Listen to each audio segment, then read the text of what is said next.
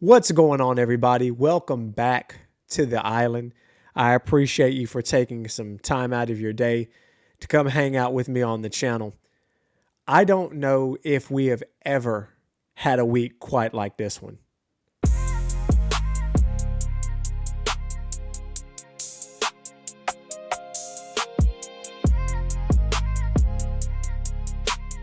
Welcome to the Camman's Island podcast, where we talk all things San Francisco 49ers. I'm your host, David Camman. I think it's important to talk about Kyle Shanahan first, and Kyle doing an outstanding job of setting the record straight. For me personally, Kyle earned even more respect from me this week. I already respect him very much as being one of the best head football coaches in the NFL, not to mention just being an absolute offensive mastermind. But what I appreciate is that Kyle voluntarily clarified that he was at fault for the automobile accident that occurred. There was a public police report that was circulating that held this 21-year-old woman at fault in this accident. And I appreciate the fact that he publicly accepted responsibility instead of allowing the other driver to take blame. He called the local media in, sat him down, and just said, "Look, I dropped my phone. I reached for it, got distracted, swerved into oncoming traffic. Boom, accident." Of course, I wasn't there myself or anything, but all reports indicate folks that are giving kind of their testimonials of what happened is that Kyle Shanahan was contrite. He was very sincere. It appears that this is one of those situations, and I've had one myself, an accident that stays with you. And so I know that Kyle Shanahan has been around at training camp. He's just really not able to be hands-on. He's staying back in the background. I have to say, man, that great leaders own their mistakes. They make no excuses, no blaming others, and that's true leadership. Now, some folks will say he shouldn't have said anything. I disagree, man. Integrity matters. Integrity is very important for me. That's a characteristic I look for in any type of leader. Some folks I've heard have said it was eventually going to get out that the person wasn't at fault. Kyle didn't have to say anything, but I appreciate the fact that he addressed it. I really do. It is an accurate statement that more than likely the report would have gotten out that the lady wasn't at fault. Regardless, he took an opportunity, again, to call the local media in and really set the record straight. And for me, that's awesome. Did your respect level for Kyle Shanahan increase after hearing him take this responsibility? The second topic that we really have to talk about, and my heart breaks, is for Ricky Pearsall. It appears that Ricky Pearsall has re-injured this PCL somehow. The reports are that he has swelling in this same knee that hampered him last year, caused him to miss so much time. And I genuinely feel bad for Ricky Pearsall. I do. This lingering swelling from this PCL injury appears that it's become serious enough where surgery is being considered, with some reports even saying that he could miss the entire season. I've heard a lot of folks freak out about this. With a healthy Ricky Pearsall, it guaranteed the 49ers to have a top 3 offense. I really feel like he was the cog in the engine that would have really been special to make this thing run. A very well-oiled machine for sure. But I'm not tripping. In fact, Faithful, I want you to think about this.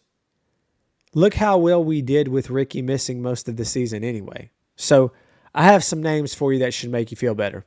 Jordan Watkins, Jacob Cowing, Dezon Stribling, Christian Kirk, Mike Evans. Man, this should be a next man up mentality for real, right?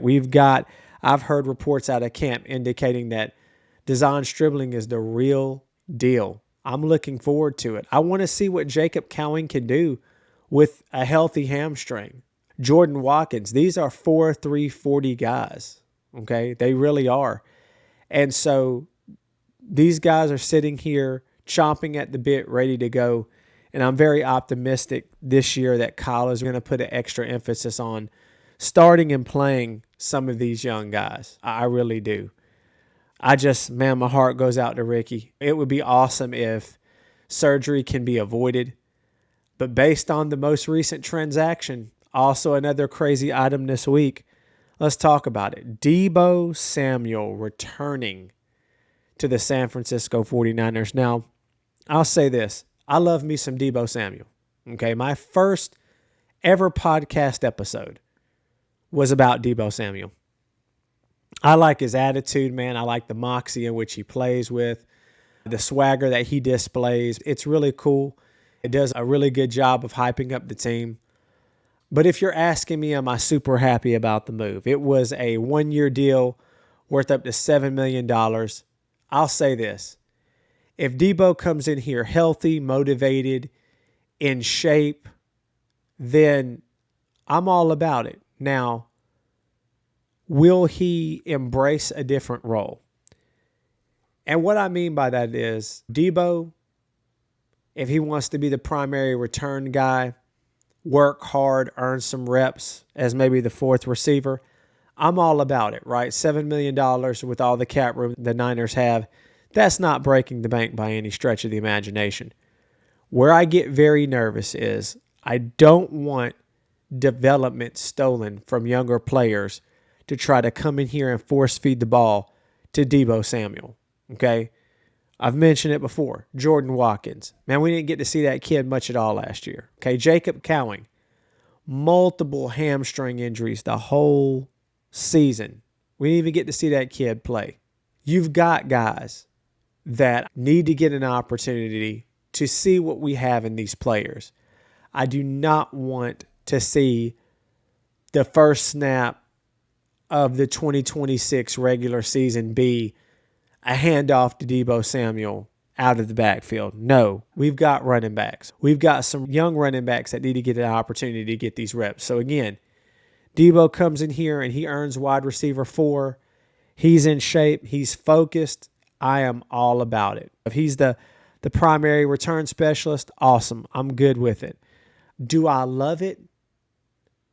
I'm not mad about it.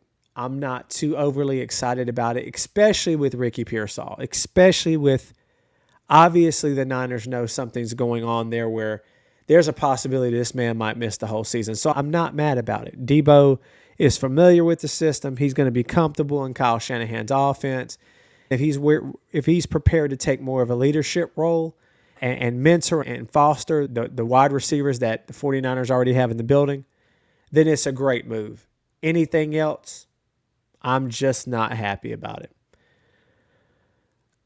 Another thing that came up this week is there's been a bunch of fights at the first padded practice of camp.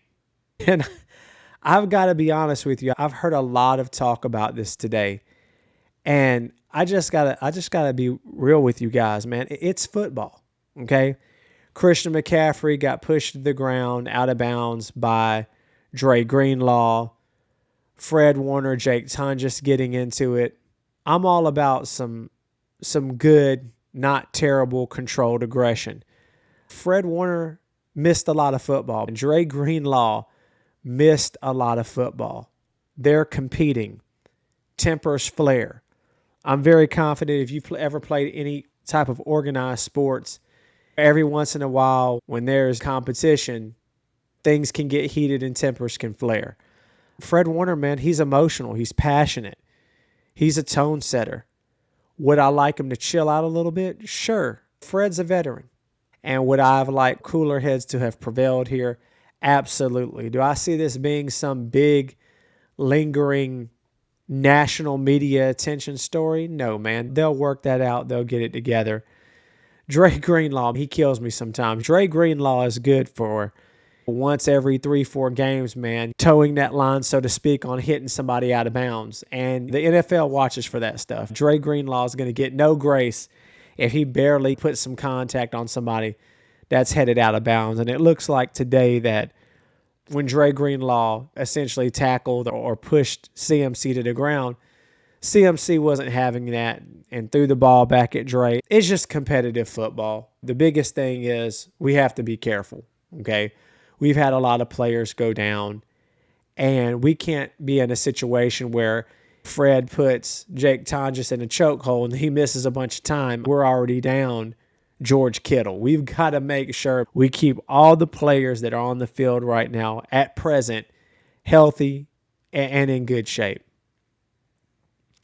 But another thing I would have to say about this is I think that this team knows, these guys on this team, the Dre Greenlaws, the CMCs, the Fred Warners, man, the Nick Bosas, I think that they know that this team they've come accustomed to playing with season in and season out is more than likely not going to be able to stay together in future years. So this is a team that is very hungry for a Super Bowl.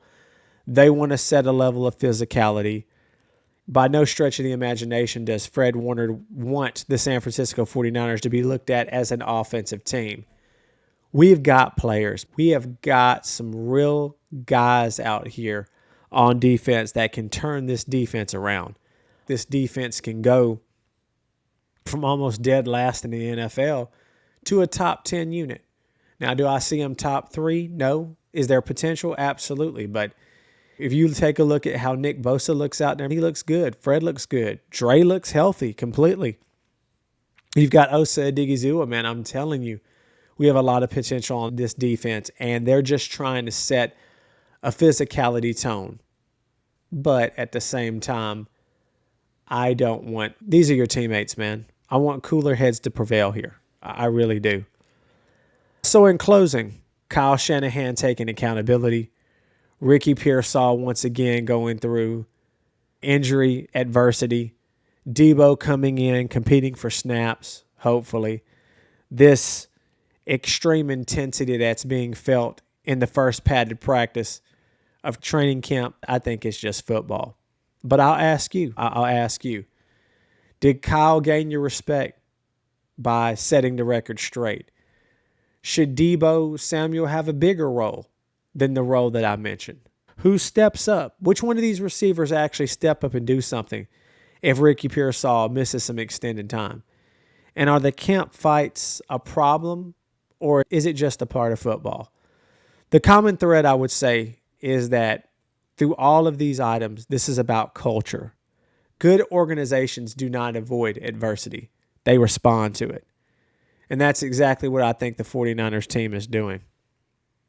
That's going to be today's show, faithful. If you like the video, please remember to like and subscribe. Hit that notification bell so you don't miss any new content. And as always, take care, be blessed, and go Niners.